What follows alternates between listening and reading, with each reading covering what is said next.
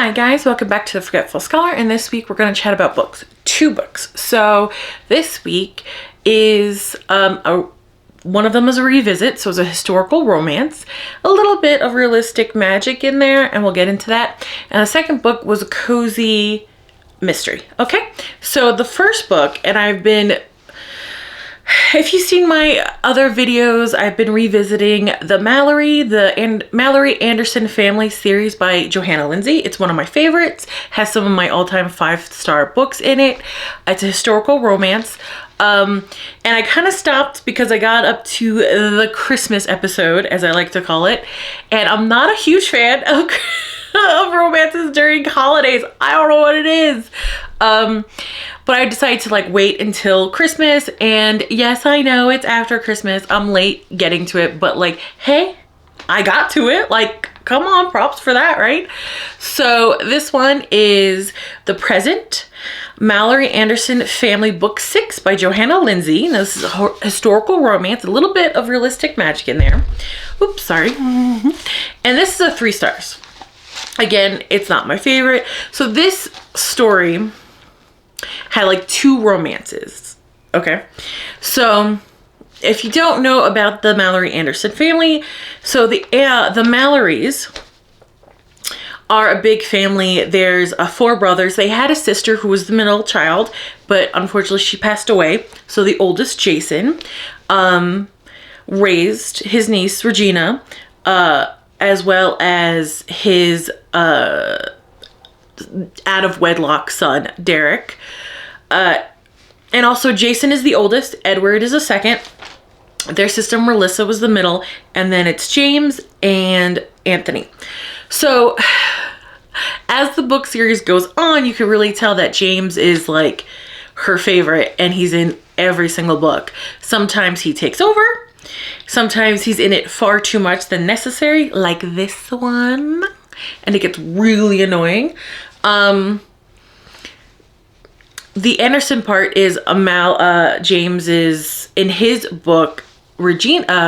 Georgina, she is from the Anderson family, and she is the youngest and only sister of 5 brothers, and her older brother marries Edward, youngest. Magic View is one of my favorites, I know, but here we go. So that's a little preview. Jason, they lost their parents when Jason was 16, and Jason raised all his siblings, and I don't think the other books really showcases that, at all, how much sacrifice Jason had to do for his brothers. He even married a woman, I think her name is Francesca.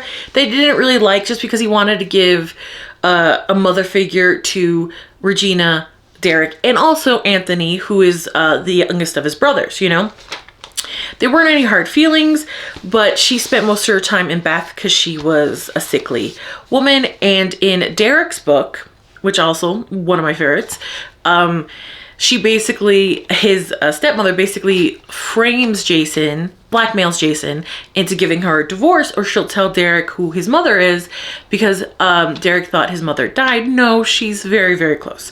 So in that book, spoiler alert for a book that was 40 years ago, 14 years ago, almost, geez. Molly, the housekeeper, is Derek's mother.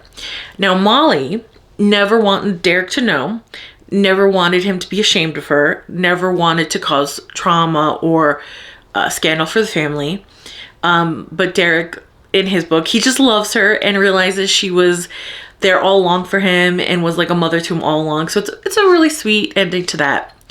But since Jason got divorced, and Edward, the second oldest, Jason's best friend in the sibling group, I was kind of against it because divorce is a big deal back then, right? It's 1800s. Divorce is a big deal. But the 2 younger brothers, James and Anthony, who are always used to scandals, were yeah, go for it, man. Divorce her already. What are you waiting for? So that was an interesting little switch up. Family dynamics. But ever since then, Jason has been trying to get Molly to marry him, and she refuses. So this story takes place over Christmas, and the whole family gets together. It's interesting because you kind of check in with the couples from the previous books, and it's kind of a nice little check-in. One of the reasons it's 3 stars is because James and Georgie take up way too much of this time. We had scenes with them we didn't need. We had conflict with them we didn't need. You know what I mean? It's not totally ruined because Johanna Lindsey is incredible with these group scenes. There's so many different personalities, so many different people in, because it's a big family, in this story, and you don't get confused. You understand who they are even if you haven't read their book. Their personalities are there, all that. Phenomenal. You know what I mean? So while Christmas is all set up, there's a mysterious present that no one knows where it's from, right? And the younger kids, like, you know, the new generation, you know, the couples that had their books, their kids are really like excited about it. And I do like in the front of this book, they have like a family tree. So if you didn't read the stories, you kind of go look, you know, whose kid belongs to who kind of a thing, right? But I don't really think you need it. It did a really good job with that. And everyone's speculating about this present. Now, if you read these books, you know, especially Magic of You, they have kind of, some of the members of the family have these instincts. It's sort of realistic magic. Amy especially, she has these feelings, these instincts, and she never loses a bet. So she always cons her cousin Jeremy and her best friend to take these bets so she could win and prove what she wants to prove. Oh, Amy, you know, Amy's the best. So she just knows this present's really important, right? So like I said, you kind of check in with the other couples. You don't get like a private scene with like Anthony and Rosalind, his wife, or Derek and Kelsey, his wife. But you do get a scene with Warren and Amy where she wants to sneak down and open the present because her instincts are telling her she has to. And she's trying to convince Warren to either go with her or shut up and don't tell anybody about it. And in that scene, you know, I loved it because in Warren's story, he was really bitter and angry, and he's still Warren, but he's so happy, you know, so which is really sweet. And they go down, they open the present, and apparently it's a diary of their ancestors. So it's Jason's great-grandparents, right? Or his Jason's great-grandparents. No, Jason's grandparents. Sorry. So Amy's great-grandparents. Yeah. So it's Jason's grandparents. So he never met them, died before he was born, things like that. So it's their story. And basically, Anastasia wrote her feelings on their romance, like how it was going, and Christopher wrote his, and they agreed not to read each other's, right? Anastasia, or Anna, just knows that, like, her grandchildren and great-grandchildren are gonna need it, you know what I mean? So there you have their story, and their story is really good, a lot of fun, very contained, sort of a novella within the story. So it was interesting that way. And how it's playing out is that Amy is reading the book, right? Reading their love affair and everything. So I will say this book was published in 1998 and it's 311 pages, forgot to mention that. And I do say it's published in 1998 because there's a lot of use of the G word for the Romani people, and it's not used derogatorily, you know, so there is that. And sometimes reading historical romances, you kind of encounter stuff like that because, you know, that's what they were called at the time. I mean, I'm not excusing it. I'm just letting you guys know that it's there. Okay. So Anastasia is part of this Romani band that like kind of settled on Christopher's land because they didn't think it was anybody's place, right? And Anna's grandmother is like the wise woman of the group. She sees futures. She knows this is her last resting place, right? So she's trying to get Anna to marry someone safe because who she's betrothed to is like a horrible person, and she doesn't want Anna to be with this person, right? Nor does Anna. And Anna's half Russian. Her father was like a Russian princeling that didn't want her because she was a girl. So she always kind of felt like like an outsider a little bit, you know, in this group. So basically her grandmother's plans are like, you gotta find someone that convinces the leader of this group, that you're in love, because that's the only reason you could leave the group, is if you're in love, right? So happenstance, she meets Christopher. It's very much love at first sight, but I also understand that this is a story within a story. So like, don't expect like a 300-page book of Anna and Christopher. It's like the six middle chapters about that. Like, it's like the middle chapters of the book. I would say it's 1/3 of the book, right? I actually really like their love story. It kind of reminds me of, it parallels a lot with Derek and Kelsey's, if you remember that. Kelsey was a daughter of a duke, but she got manipulated by a family member to sell herself as a mistress. And Derek bought her to save her, but he wanted to marry her, and Regina used gossip as a tool so they could get married. Very much this very much mirrors the story, right? So there's an old Englishman that joined the group because he was so enamored and thankful to Anna's grandmother that he basically made up this story about Anna's origins. So that's why there was always rumors about the Malorys, whether they have Spanish blood or Romani blood, because that's where they get their black hair and blue eyes. Half the family has black hair, blue eyes. The other half have blonde hair, green eyes, you know. And that's kind of where Amy gets her gift from, her great grandmother and her great great grandmother, you know. And in the story is fun because even characters that aren't really in books, like Amy's dad, he's not a main character. He talks about how, like, I always wondered where this like instinct came from, you know. So it's interesting, like the closure some other family members get. And the family dynamic and the conversations is very realistic. You get sucked in. It's beautifully written. Like, it's phenomenal, right? The thing that just annoys me is James shows up pissed off because Georgie is not talking to him. And there's this huge argument for no reason. You know, he's like in the doghouse, kicked out of the room for like weeks, it seems, you know. And it turns out just because Georgie's pregnant and she didn't know how to tell him. And I'm like, every time, like, it wasn't necessary. I didn't find it cute. Like, because I really like Johanna Anderson. She's like in the top 20 of my favorite female literary characters, right?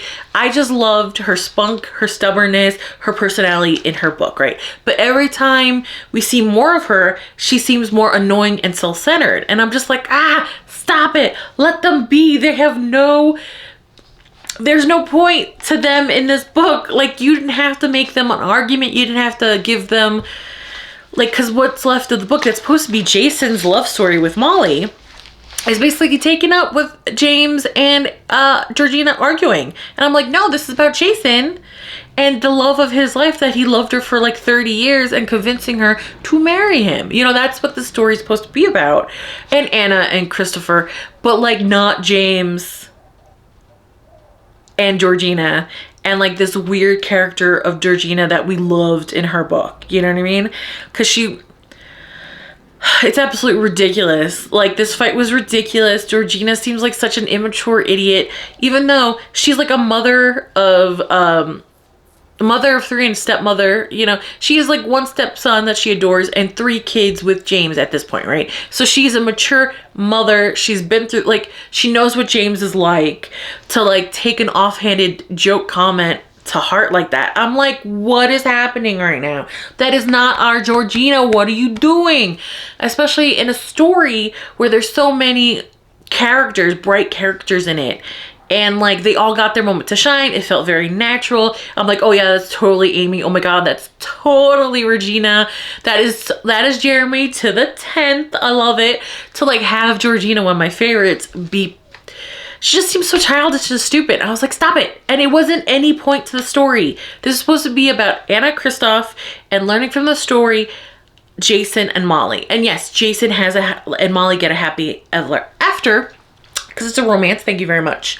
But like, James took up too much of it. And like, I get it. She's like, he's her favorite and he's in every book, but sometimes he takes up too much space in the books. You know what I mean? I like it like in Derek and Kelsey's story when he's sort of just there to help Kelsey, help his nephew, or Amy and Warren's story when like he hates Warren because that's his brother-in-law. So granted, and he doesn't want Amy anywhere near him. Yet Amy's like, no, I'm going to seduce him. You know, so like, that's fine. But this one, I was like, why are we getting like three or four chapters of James and George in the stupid fight that didn't need to happen? I want to see more Jason and Molly, because I felt like Jason and Molly got less time than James and Georgina, and this is supposed to be Jason's story, you know? So that's why it's 3 stars. That's why it always has annoyed me. Still annoys me. But I'm, you know, going down. I think the next one is Jeremy's story, and Jeremy's one of my favorites. Like, yay. Anyway, so that was that. Now, the second is a cozy romance. Did I mention 3 stars for the Johanna Lindsey book? 3 stars. Okay. I'm all over the place. All right. The next is a cozy mystery. It is a Village Fete Murder Julia Bird Mystery Book 3 by Katie Gayle. And I think I pronounced Fete correct. Isn't it like festival, right? That's what I think it means. I don't know. This is 263 pages. So we all know Julia. Julia used to be an ex-social worker. She moved to this tiny little village where her best friend lives, and she's retired, but she volunteers at her friend's second chance thrift store, you know, a retirement job, you know, or I guess they're called pensioners because it's in England. She's a pensioner, and she's quickly turning into Jessica Fletcher. Where everywhere she goes, there's a dead body, and the town Dr. Hunk, who looks like Sean Connery, she's dating him, you know. She's divorced, and I like that she has a good relationship with her ex-husband. They divorced because her ex-husband, I'm not sure if he's like bi or gay, but his partner now is a man that Julia also gets along really well with. So I always will love her maturity in that, you know what I mean? We get more backstory about her daughter Jess, who lives in Hong Kong at the moment, and how their relationship isn't the best, but isn't the worst, like kind of because of Julia comes to the realization that being a social worker took up so much of her time, both emotionally and mentally exhausting, that she felt like she kind of didn't give enough to her daughter Jess, right? So we get a lot of Julia's backstory in this, which I liked. This is a 3-star because I just didn't care about the murder. For some reason, it didn't hook me. Maybe I need to take a break from murder mysteries. Maybe that's it. It's just, and then we find out like why the person was murdered, and I was like, oh good, they deserved it. I don't like bullies, and I especially don't like teachers who bully their students. Like what the absolute, what, like, absolutely not. So Julia and her beau are in the village festival, and there is a maze, and they decide just to casually walk through it, you know what I mean? And they find a dead body because she is a mixture of Jessica Fletcher and Midsomer Murders. So there we go. At first they think this woman just had a heart attack, you know.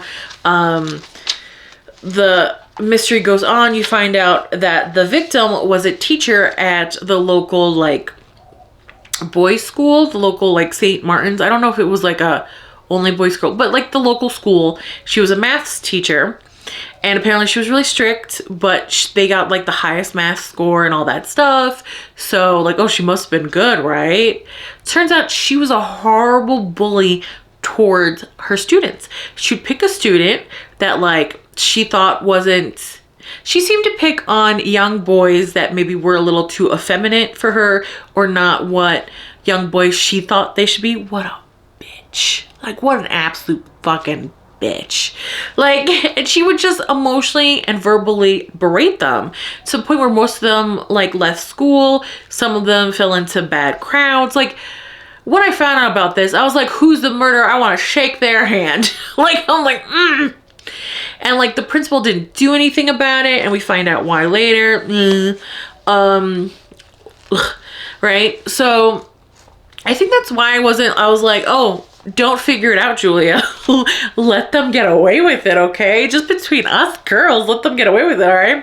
And I like that Julia was disgusted also by the teacher, you know, and we don't really, before this, we didn't really know why Julia retired, because she retired early, sort of like this mystery, and she always has these huge emotions about it, feels really guilty. We find out in this book what it was. Okay, bad situation, but like I thought more happened. Like it seemed almost like the writers were going to make it a little bit more dramatic, but pulled back. Because I think this is two writers. Katie Gayle, I think, is two writers. Because like the situation that had retired, I thought like maybe someone died. You know, maybe ended up in prison, maybe someone got really hurt, like, because she always blames herself for this mistake, right?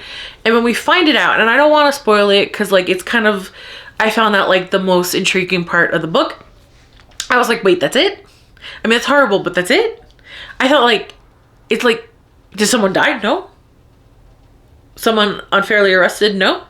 It just didn't seem like enough of a consequence. Like I felt like it just teetered on like, oh, that totally makes sense why she would like, yeah, I get it. It just teetered on that. So, and it didn't go all the way. Like I felt like it needed just a little push up the hill. Come on, go. Like make it a little bit more dramatic. You know what I mean? I don't know what that was. We're gonna continue. But like no one got arrested, no one died. And I was like, okay, but it seemed like such a dramatic change to her life for something that didn't seem all that dramatic, if that makes sense. So I was a little disappointed with that. And the mystery just didn't catch me. I was like, Julia, let them off. Don't figure this out. She was horrible. You know, she kind of deserved it. And I say that because this is fiction, okay? But like, it was just like, don't figure this out. Don't. She deserved it. Like, what the heck? You know what I mean? I will say when it comes to, you know, a conclusion, confrontation on the page, and that was a hell of a confrontation, you know? It was a lot of fun, the confrontation, and the clues sprinkled out throughout the whole book, but I felt like the clues were maybe a little too obvious, because like I was like, oh, it's that person. Yeah, totally. Like by chapter 4, I was like, oh yeah, it's totally this person. Okay. And that's a little too easy even for me. I mean, I will say I still enjoy the series overall. I really love Julia's character. I like how she really just feels like a 60-year-old lady in England that just, you know, wants to garden. Like she really does have that feel to it. I like her integrity. I like her emotional intelligence. I like her being so steadfast. I will say sometimes I wish there was a little bit more humor in this, because usually cozy mysteries have a little bit of tongue-in-cheek in them every once in a while.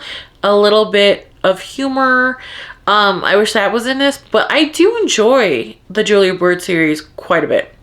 So yeah, that's this week. I don't want to, but it's time for me to get back to the real world. Like, comment, and subscribe, and I'll see you later. Bye.